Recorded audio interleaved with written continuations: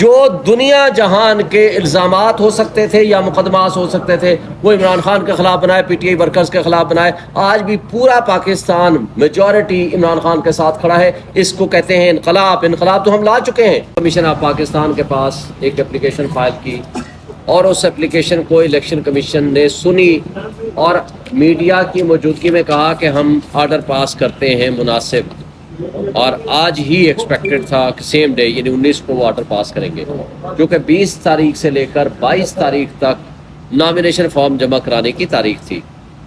لیکن بدقسمتی سے 19 تاریخ کو الیکشن کمیشن نے کوئی آرڈر پاس نہیں کیا. سارا دن ہم نے انتظار کیا. 20 تاریخ کو سارا دن انتظار کیا، کوئی آرڈر پاس نہیں ہوا. کل 21 تاریخ کو ہم نے سارا دن انتظار کیا، کوئی آرڈر پاس نہیں ہوا. نہ صرف آرڈر پاس ہوا بلکہ چیف الیکشن کمشنر صاحب سے ہم نے کل ملنے کی بھی کوشش کی، لیکن ٹینٹیٹیو ٹائم ہمیں 4 بجے دیا گیا. لیکن ہم جیل سپرنٹینڈنٹ سے کے پاس جب پہنچے اور وہاں بھی ہماری عمران خان صاحب سے ملاقات تھی، وہ کر کے ہم نکلے اور ہم نے میسج دیا کہ ہم آ رہے ہیں، آ کر ملنا چاہتے ہیں. تو انہوں نے بغیر بتائے، بغیر ٹائم دیے اور وہ دفتر سے نکل گئے. اور بدقسمتی سے آج تک کوئی آرڈر ہمیں الیکشن کمیشن نے نہیں دیا. اس دوران کل ہم نے ہمارے مجبوری Lahore high court Rawalpindi bench میں ریٹ پٹیشن فائل کی، جو کہ آج فکس تھی. Rawalpindi high court justice Chaudhry Abdul Aziz صاحب کے پاس یہ فکس تھی، اور ہم نے ان کو پورے تفصیل کے ساتھ جو کچھ پی ٹی آئی کے ورکرز کے ساتھ ہو رہا ہے یا جو سلوک شودروں والا شاید انڈیا میں نہ ہو رہا ہو جو آج پی ٹی آئی کے ورکرز کے ساتھ یہاں ہو رہا ہے پاکستان میں، تو ہم سمجھتے ہیں کہ ہم نے ان کو پوری تفصیل کے ساتھ بتایا. تو انہوں نے مناسب حکم کے لیے کہا کہ آج آرڈر کریں گے وہ الیکشن کمیشن کو، کیونکہ ان کی ذمہ داری ہے. یہ ذمہ داری کے ساتھ کانسٹیٹیوشنل ڈیوٹی اور رسپانسبلٹی ہے. آرٹیکل 218 سب آرٹیکل 3 کے تحت وہ فری اینڈ فیئر الیکشن کرائے، اور آرٹیکل 200 کے تحت 220 کے تحت پابند ہے تمام ادارے کہ وہ فیسیلیٹیٹ کریں اور اسسٹ کریں الیکشن کمیشن آف پاکستان کو. اور اگر الیکشن کمیشن آرڈر نہیں کرتا، آج ہی وہ آرڈر مل جائے گا ان کو. 2 دن کا ان کو ٹائم دیا ہے کہ وہ آرڈر پاس کریں. نہیں کرتے تو وہ کنٹمپٹ آف کورٹ ہوگی. اگر وہ اس کے اوپر properly free and fair election کے لیے ارینجمنٹس نہیں کرتے تو یہ انکانسٹیٹیوشنل ایکٹ ہوگا. یہ it means suspension of the constitution. اور کل ہم نے 4 اپلیکیشنز اور جمع کرائی ہیں مختلف واقعات کے متعلق، اور وہ بھی ہم نے الیکشن کمیشن کے پاس ڈائری کرا دیے ہیں، درج کرا دیے ہیں، لیکن ابھی تک کوئی آرڈر نہیں ہوا. بدقسمتی سے پورے پاکستان سے، لیکن بالخصوص پنجاب سے جتنی شکایات جو کہ سینکڑوں کی تعداد میں موصول ہوئی ہے، ہر علاقے سے لوگوں کو جو ریٹرننگ افسر صاحب یا تو گرفتار کرا رہے ہیں، یا پولیس کی موجودگی میں سب کچھ یہ ہو رہا ہے، اور یا پولیس یہ سب کچھ کر رہی ہے، یا خفیہ ہاتھ یہ سب کچھ کر رہے ہیں.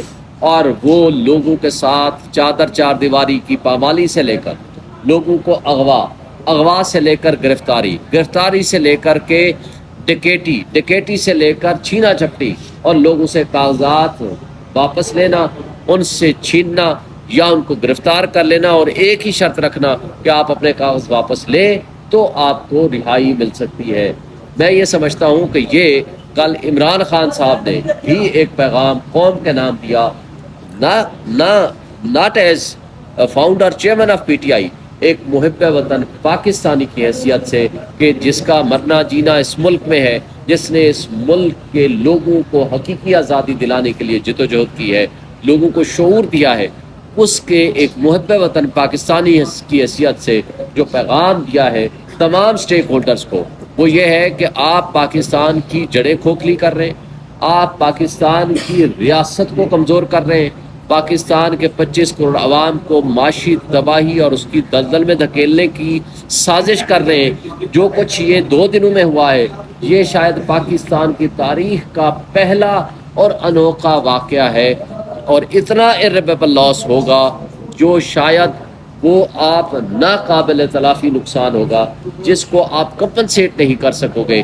پاکستان کا کوئی دشمن بھی پاکستان کو نقصان پہنچانا چاہتا تو اتنا بڑا نقصان نہیں کر سکتا تھا جتنا نقصان ان اداروں نے، ان شخصیات نے، ان لوگوں نے ملک کے ساتھ کیا ہے، جس سے بددلی، افراتفری اور انتشار پھیل رہا ہے. اور جب پاکستان کی عوام کھڑی ہو جائے گی تو آپ نے، اللہ معاف کرے، جو مثالیں آپ نے عراق کی دیکھی، لیبیا کی دیکھی، شام کی دیکھی، خدا نہ خواستہ کوئی ایسی سچویشن نہ کریٹ ہو جائے. تو اس لیے آج بھی وقت ہے. اور جو آئی ایم ایف کے ساتھ مشروط معاہدہ تھا فری اینڈ فیئر الیکشنز کرانے والا، وہ آپ اس کو وائلیٹ کر رہے ہیں. انٹرنیشنل میڈیا اور میڈیا پاکستان کا ڈیجیٹل میڈیا سب دیکھ رہا ہے، لوگوں تک پہنچ رہا ہے، پاکستان کا امیج خراب ہو رہا ہے، اور اس کا نقصان ہم سب کو ہونا ہے.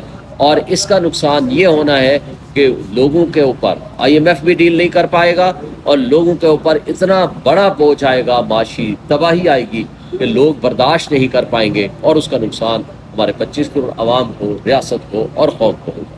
جو دنیا جہان کے الزامات ہو سکتے تھے یا مقدمات ہو سکتے تھے وہ عمران خان کے خلاف بنائے، پی ٹی آئی ورکرز کے خلاف بنائے.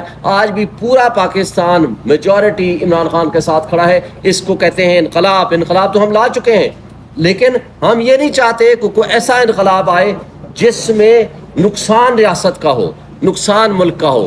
اس سے ہم ان کو تنبیہ کر رہے ہیں تمام اسٹیک ہولڈرز کو کہ آپ اس جو انقلاب ہے، جو شعوری انقلاب ہے، اس کے راستے میں رکاوٹ مت بنے. اس لیے کہ جو غصہ ہے لوگوں نے ووٹ کے ذریعے نکالنا ہے.